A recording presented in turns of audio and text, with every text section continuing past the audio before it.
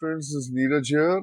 Here I'm going to be teaching you how to take intraday trades using EMA crossover. The EMAs in question are the EMA 9 and the EMA 20 here. So EMA 9 is green and EMA 20 here is yellow. You can choose to have your own colors. This is basically the trading terminal kite provided by Zerodha. I'm using Zerodha here. And I could have cherry picked charts and shown you a few examples, but I will just, without any editing, I'll just take you through the charts of the Nifty 50, just to help you to get an idea of what would trades look like, both long and short, intraday. We're looking at a 5-minute time frame here. Let's go to Adani Ports. Now, if you see here, the price here is is basically range bound and it's going up and down. So you don't take trades here.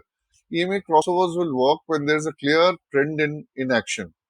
If you take EMA crossovers, like for example, you have a crossover here, you're not going to get much action. Mostly you'll hit your stop loss and you'll not even make much money. Even if you do make some money, it'll just be pure scalping. So if the if you see something like both the EMAs intertwined like snakes intertwined across each other, please refrain from taking either long or short trades. Just a guideline here. Now, if you see here, the 9 is just skirting and above the 20 EMA. So, and let's suppose you are here on 16th and in the morning. Now, there is no crossover here, right? So you forget this. Since I'm teaching crossover, I will not talk about other price action rules. I will not talk about how you could have taken a trade here using some different technique. How I will not go into, because there are hundreds of ways you can take trade based on what methodology you are following. We are looking for crossovers. So I'll go to Apollo Hospital here. Now, if you are going to try to do this manually, you can of course do it manually, but then you may miss the entry. It is preferable that you build a scanner, or you build a scanner for EMA 9 crossing over EMA 20 on a 5-minute time frame, or on a 10-minute, or on a 15-minute time frame. Whatever is your preferred trading time frame, go for a scanner. It will show you a couple of stocks that are done that. Choose the stocks which have the highest volume, highest relative volume, or the highest percentage gain, and then concentrate, because you can't be trading 20 stocks at the same time. At least I can't. If I'm in a trade, I'm only going to be looking at one stock at the moment. I'm not going to be even trading two stocks at the moment, because you have to pay your entire attention to the particular stock in trade when you're trading. And there's no point trading two or three stocks, jumping back and forth between screens, trying to make money. If you're so sure of your strategy and your process, you can buy 1,000 units of this based on your risk appetite. No point letting trades run and then, switching here and there where you cannot take decisive action, because intraday trading is very fast and we are trading the 5-minute candle, which is made up of 5 1-minute candles. And so we have to basically be on our toes. So I see that this price, let's look at it here. The green candle is touched, but there's no crossover. For a bearish trade, the crossover has to be from top to bottom, and for a long trade, it has to be like so. The green candle is crossing the yellow candle here or here. It's a clear crossover from below to top. So, bullish trade, the 9 EMA has to cross the 20 from below. For a bearish trade, the 9 has to cross the 20 from top. Now, why is the 9 EMA always doing the crossing? Why is it not the 20? The reason is 9 EMA is based on 9 5-minute candles, and it is the average of all the five of all the all the 9 candles on a 5-minute time frame, giving weightage to the latest ones. That is why it's EMA, not SMA. So it's going to move faster, and any reaction, price will, EMA 9 will be faster to react to the price compared to EMA 20, and EMA 20 will be faster than EMA 50, and similarly EMA 50 will be faster than 100, and so on and so forth. So basically, it will react fast because there are less number of candles, right? Okay, so now let's go to Asian Paints. Do we have a trade there? If you see here, here you have the green candle. It's mixed up with it and then crossed up. So you could have taken a long entry here, and you see the green candle above. You can exit either at the first red candle, or you can exit when the green candle crosses below the yellow. So your entry criteria is the 9 EMA crossing, and the exit criteria is either at 1520 or at the site of a red candle, or you can continue to ride the trend up to 1520. Now see, for example, here EMA 9, 1520 here, right? Now you have to basically square off your trades before that, or your broker will do it with you, and he'll also levy a nice penalty on you. So even though EMA 9 has not crossed the 20, but the day has come to an end, so you can push off here. You could have pushed off here also, or you could have pushed off here, because you never know. At the first sign of the red candle, you don't even wait for the candle to close. You close your trade. As you, I mean, you can wait for the candle to close if you have sufficient profits. But if, for example, you have just a few rupees here and there, you don't want to even take the chance. You wait for at least 2-3 minutes. You see that the candle is still red and going downwards. You don't even wait for the candle and you get out. But if you are a patient one and you know that a candle close, it may still not be enough to dent your profit, then you let it ride, and you ride till 1520 or earlier, whenever you decide that enough is enough. I can't risk anymore. Or if you trail your SL, then you have nothing to worry about. Your trailing SL will take you out. But if it doesn't take you out, then you have to go out. So you could have taken a trade here. And let's go to another stock, Axis Bank, Bajaj Auto. Now let's go to Axis Bank. You see Axis Bank here.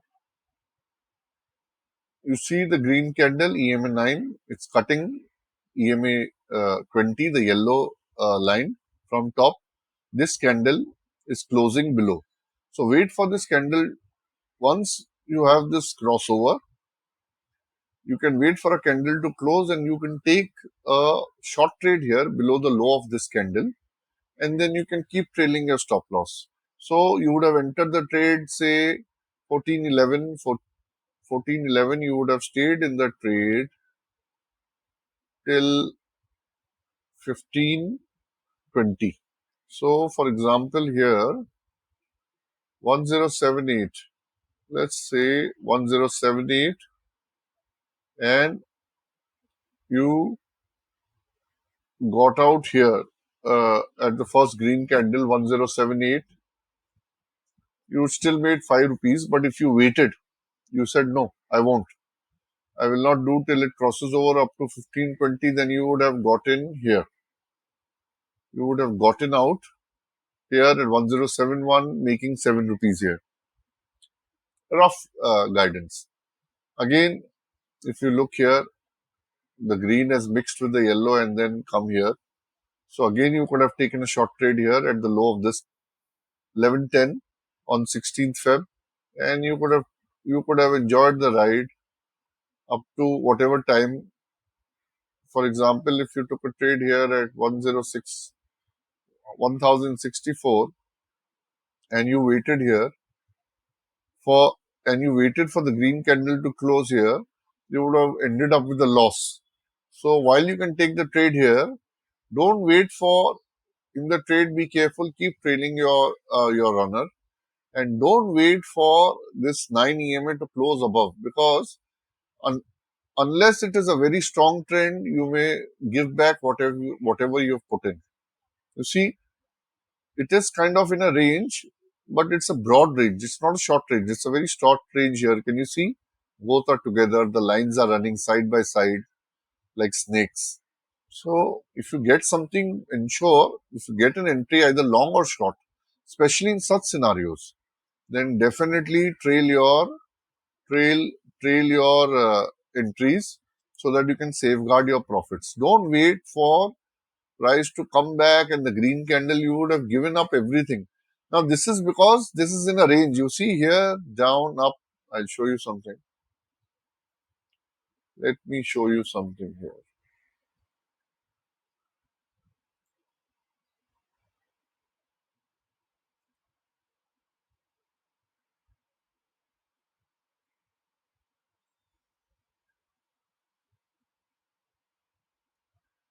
This is a range. This is a trading range. Price has gone up, it goes down, it goes up, it goes down, it goes up. It's trading in this range. So when the market is congested or range bound like this, not in a clear trend, you can definitely take entry using EMA crossovers, but be very careful and keep trailing or bring your stop loss to cost once you get a few points in, or a rupee in or something, depending on the ATR or whatever is your risk reward ratio. Definitely move your SL to cost and keep trailing so that you safeguard your profits, because you are in a trading range. Do not forget that. When you are in a clear trend, no worries. You can let the green candle, you can wait for a uh, crossover back into the other EMA before exiting the trade. Let's go to Bajaj Finance. Again, if you see, just one look at the market as is range bound. See, in such range bound, be very careful taking such trades, because you are going to have to scalp.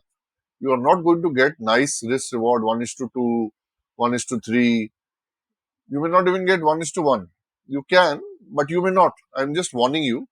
So see, again, this is going up and down.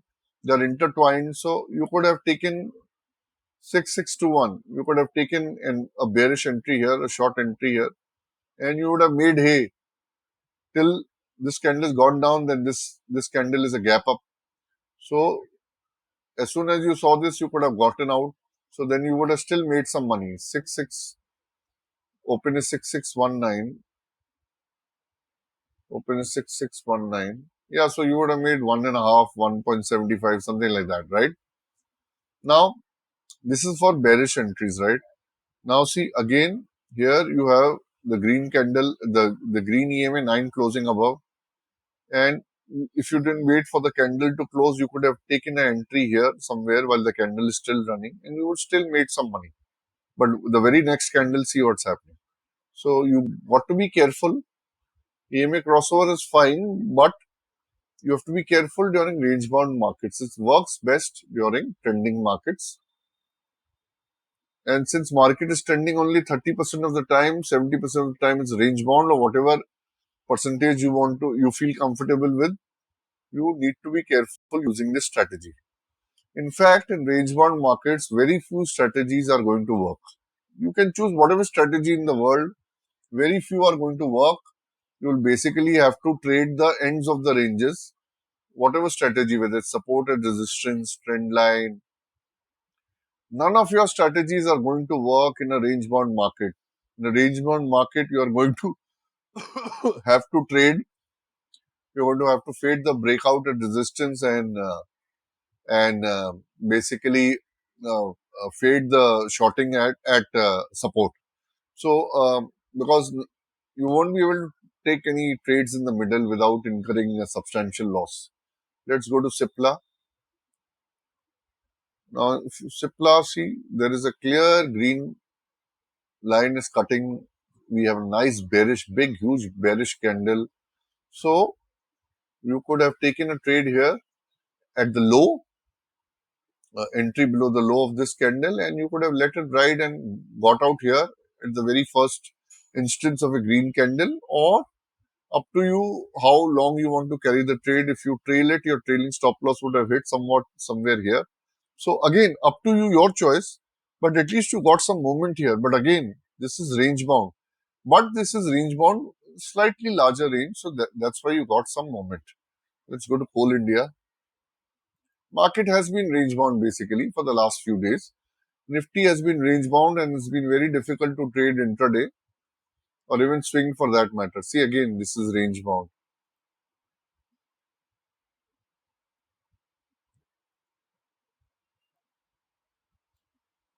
Just range bound market. In such a case, what entry are you going to take? You could take it here. Green has cut definitely, and you got some action here. You could have taken the entry here also. Again, you would have got some action. But you need to be a little careful, because in these type of moments where the EMS are very close together, you have to be very, very careful. You're going to basically be going for a scalp. Let's go to Davis Lab. Whoa, look at this one. Now, although the market was range bound, Davis Lab, the individual stock is showing good, huge swings either way. Showing a huge swing from here till there. So, if you see the 9 EMA, the green one has cut the 20 EMA, the yellow one, you take an entry above the high of this candle. Now, the high is too big here. You might, in this case, better to take an entry at the after the since this is intraday, it's better to take it after the close here. You get in here and you could have ridden this for a long time and made some money. Let's go one more stock, then I'll wind up. So you're getting an idea, right? There is a huge movement here, and that's where you want to make money. You're not going to be making money here, here, here, here, here. You're only going to be making some small scalps. That's also fine. You can increase the number of units that you buy and keep a tight stop loss, and you could still achieve a sizable amount. Again, depends on your risk appetite. It is better to go with small sizes in range bound markets unless you have clear movement here. Reduce your even if your risk appetite is asking you to take 1%, go for 0.25% of your trading capital in range bound markets, or I'll qualify it further, range bound stocks in range bound markets. Let's look at Hindalco. Again, see this. This is what I was talking about. You're only going to get a scalp here, if any. Let's look at ICICI Bank. There. ICICI Bank, 9 EMA has cut the 20 EMA, and you could have taken an entry here for a scalp here. You could have taken an entry here after the close of this candle, and you would have made some money. So I'll reiterate 9 EMA. I'll summarize 9 EMA crossing over the 20 EMA, and the market, or at least the stock, is in a nice trend. Then you can take an entry after a candle, 5-minute candle close above the close of the candle, and your stop loss will basically be below the close of this candle, or a few paise below the close of this candle. And then as soon as you start making profit, please start trailing your SL at an appropriate level so that you safeguard, especially in range bound markets. Even if it's not range bound, then also maybe you let 2-3 bullish candles make you profits, and then you can trail at the second candle low.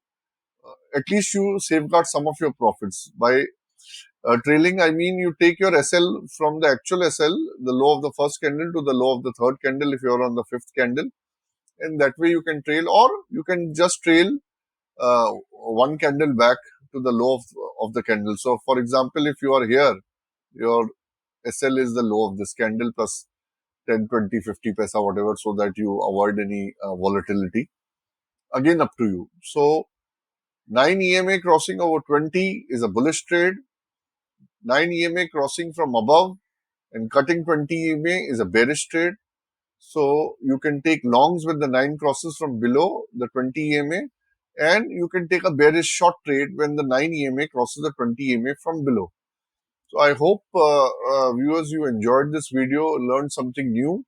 But be very, very careful while trading in range bound markets, especially stocks that are range bound in a range bound market, because you'll at the most get a scalp there. Otherwise, like areas like this are very, very messy, and you're not going to make much profit. Your SLs will get hit quite often.